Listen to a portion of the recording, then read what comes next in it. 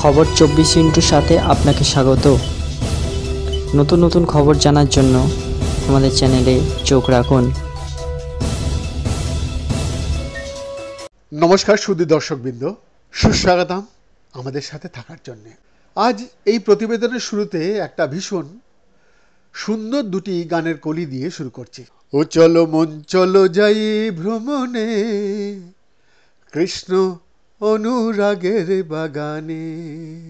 সে বাগানে আছে তিনজন মালি, একজন হিন্দু, একজন মুসলিম, একজন খ্রিস্টানি। তারা লাড়ে চারে সেচে করে ভোলা মন, ও ভোলা মন আনন্দ সমীরণে, কৃষ্ণ অনুরাগের বাগানে। দর্শক, আমরা যারা বায়োমেডিক্যাল বিভাগের কাজ করার সুবাদে মানুষের আভ্যন্তরীণ গুরুত্বপূর্ণ অঙ্গগুলি জন্ম থেকে মৃত্যু পর্যন্ত বিশ্রামহীন যেভাবে কাজ করে চলে, সে তাদের মধ্যে কে কতটা গুরুত্বপূর্ণ বা কারা কারা কম গুরুত্বপূর্ণ সে তুলনা কিন্তু প্রশ্নাতীত। তবুও এরই মাঝে গানের কলির তিনজনা মালির ন্যায় গুরুত্বপূর্ণ তিনটি মানব অর্গানের কথা আজ আমরা শোনাব। প্রথমে হলো কৃষ্ণ অনুরাগের বাগানের মস্তিষ্ক, যার ভিতরে জীবনের সমস্ত চলার নির্দেশাবলী বিদ্যমান, সাথে অবশ্যই অবিনশ্বর আত্মা বা ফ্রিকোয়েন্সির অবস্থান মাইক্রোটিবিলের অভ্যন্তরে। অবিরাম, অবিরত, ক্লান্তিহীন রোজ নাম তার জীবনে আমাদের মস্তিষ্কের কাজ করে চলা।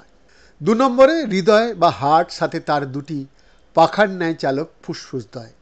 মস্তিষ্কের নির্দেশে অবিরাম, অবিরত প্রাণদায়ী অক্সিজেন গ্রহণ ও ফিরতি বর্জ্য বাতাস, কার্বন মনোক্সাইডের নির্গমন এবং সাথে শরীরের প্রতিটি স্থানে জীবনদায়ী রক্তের সাথে প্রয়োজনীয় পুষ্টি পৌঁছে দেওয়া এবং বর্জ্যগুলি বহন করে নিয়ে চলা অবিরাম, অবিরত, ক্লান্তিহীনভাবে। তৃতীয় মলে অবশ্যই ডায়াফ্রাম বা মধ্যচ্ছেতার পর থেকে সুবিশাল প্যাঁচানো ইন্টেস্টাইন, সাথে লিভার, অগ্নাশয়, কিডনি প্রভৃতি।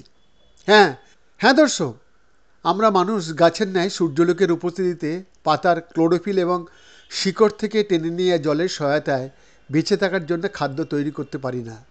আমরা সেই সমস্ত গাছপালা দিয়ে, সাথে ওই সমস্ত গাছপালা খেয়ে বেড়ে ওঠা প্রাণীজ প্রোটিন খাদ্য হিসাবে গ্রহণ করি, আর সেগুলি প্রথমেই মুখগহ্বরের দাঁত দ্বারা খণ্ড খণ্ড হয়ে যাওয়ার সাথে সাথে মুখের মধ্যে সালাইভা নামক খাদ্যরসে সিক্ত হয়ে স্টমাকে পৌঁছায়।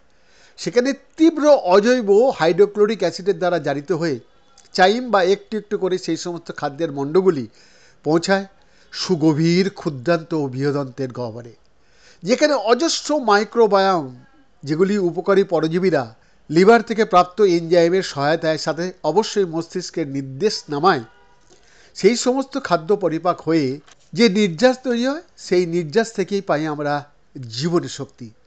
তবে নির্যাস নিগড়ে নেবার পর যে বর্জ্যের উৎপত্তি হয়, সেগুলি মস্তিষ্কের নির্দেশ নেওয়ায় মল, মূত্র, ঘাম হয়ে নির্গত হয়ে সুস্থভাবে চলে আমাদের দৈনন্দিন জীবনযাত্রা। এই পর্যায়ের যে কোনো গোলমাল হলেই অ্যাসিডিটি, ডায়রিয়া, অসুস্থতার আবহাওয়া তৈরি হয়। দর্শক, খাদ্য পরিপাক এবং বর্জ্যের নিষ্কাশন পুরোটাই নির্ভর করে খাদ্যের গুণমান, সাথে অবশ্যই ক্ষুদ্রান্ত ও বৃহদন্তের অভ্যন্তরে উপকারী ব্যাকটেরিয়া বা মাইক্রোবায়ামের উপস্থিতি। এত কিছু শোনার পর দর্শক, আপনাদের মনে হচ্ছে না এখানে অন্ধ ধর্মীয় কোনো কিছুর অস্তিত্ব সম্বন্ধে? অনেক বছরের প্রতীক্ষা তিতিক্ষার পর এই বিশ্ব জীবনের জন্যে অনুকূল হয়েছে, তাই অহেতুক এই সুন্দর পৃথিবীর পরিবেশ ধ্বংস করে দেবেন না।